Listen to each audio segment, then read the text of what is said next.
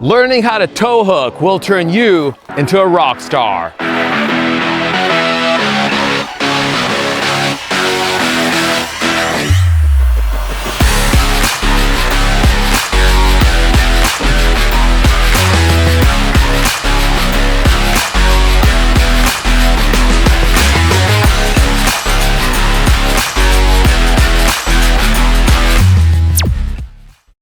Welcome back to Enigma Climbing. This is Ardian, and today I want to talk to you about toe hooks. We are going to continue building on that fundamental concept of using our lower body to help our upper body do the climbing. In my previous videos, we've discussed using active feet when you climb, as well as how we can use our heels in different positions to help with taking the load off of our hands. Well, another important lower body technique is toe hooking. So today we're going to go over the mechanics of toe hooking, the advantages of toe hooking, and also some of the challenges that could come about from toe hooking. To understand what a toe hook does, I want you to think about a grappling hook. A toe hook is like a grappling hook. You throw it and it catches. And just like I said with a heel hook, that you first create an anchor point, you do the same with a toe hook. Like the teeth on a grappling hook, your toe hook anchors, and your leg is like the rope. It usually stays straight while you hang from the anchor point. But unlike a heel hook, where you can pull with your hamstring and use it dynamically, a toe hook is stationary. You're mostly hanging off of it, like a grappling hook connected to a rope, the rope being your leg. Now, this is mostly due to the angle of your foot in relation to your ankle and your knee. If you were to try pulling on the toe hook, by bending your knee, your toe hook angle would open up and you lose purchase with a rock, making it very likely to slip. Now, like most climbing techniques, toe hooks can be used from different directions, different angles, and in different ways to do slightly different tasks. But there is one universal truth about toe hooks. And that is that toe hooking creates vector forces at both the location of your toe hook and your hands. All right, I want you to look at this common climbing position. Now, it is a simplified position because it's simplified to only toe hooks and hands, but it does relate to some key concepts that I want you guys to understand. Here you have anchor point A at the toes and anchor point B at the hands. Your hips would be your center mass. So think of your arms and legs as ropes attached to a weight at your center of mass. And let's say that is 100 kilograms.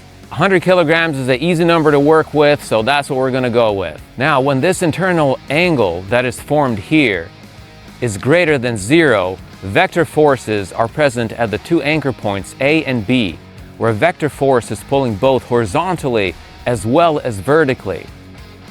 Now, this is very significant in climbing because it's basically changing the orientation of the hold that we're hanging on to. The vector forces that are applied are basically making this hold more positive. This is a huge advantage when the hold is sloped or rounded and it's difficult to hold on with just vertical forces. But now this position does something else. It amplifies the forces at both anchor points. So for example, when this internal angle is 45 degrees, the shared load at each anchor is 54% of the weight in the center. When it is 90 degrees, it is 71%. And when it is at the critical angle of 120 degrees, the loads to each anchor are 100% of the weight. It is important to understand how large the forces can get when only toe hooks are applied. Your upper body, your fingers and your arms, it has to be strong enough to be able to withstand these forces, especially if you have to make upward progress.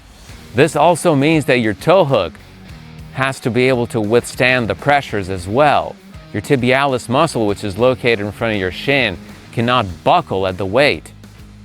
This is why when you toe hook, you want to make purchase as close to your ankle as you can to get the most amount of leverage.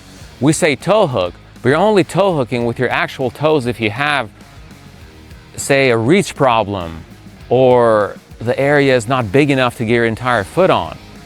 So remember this, by default, when you toe hook, you want to be able to use your entire foot. If you can get that purchase point right behind the metatarsal bones, as close to your ankle as possible. That's what you want to do.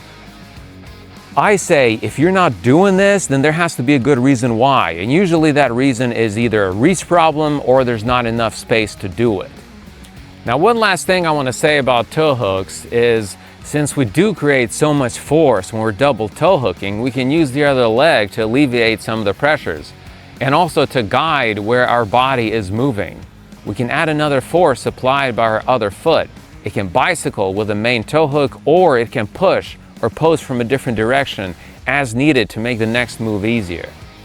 Now, this push can come from putting your foot on an actual hold, or it can just come from scumming on the wall. That's also important to understand. Since you're toe hooking, all you need is just a push from any direction to alleviate some of that center mass. Well, that can be a separate video on its own, because we can go on and on about climbing mechanics. But let's stick with what's the most useful. So for toe hooks, the big takeaway is that toe hooks create vector forces at your hands, which indirectly changes the orientation of the hold, making it easier to hold on to, making it more positive, especially if it's a sloper or has some kind of slant. Remember that a toe hook is like a grappling hook.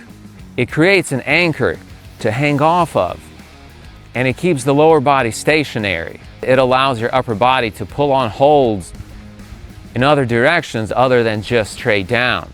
Keep in mind that the forces can get quite high, so by default, you want to toe hook with your entire foot as close as you can to your ankle. This way, you can withstand those pressures without your foot buckling. All right, well, that's all I have for you guys today. Get out there and climb and start introducing toe hooks into your vast repertoire of climbing techniques.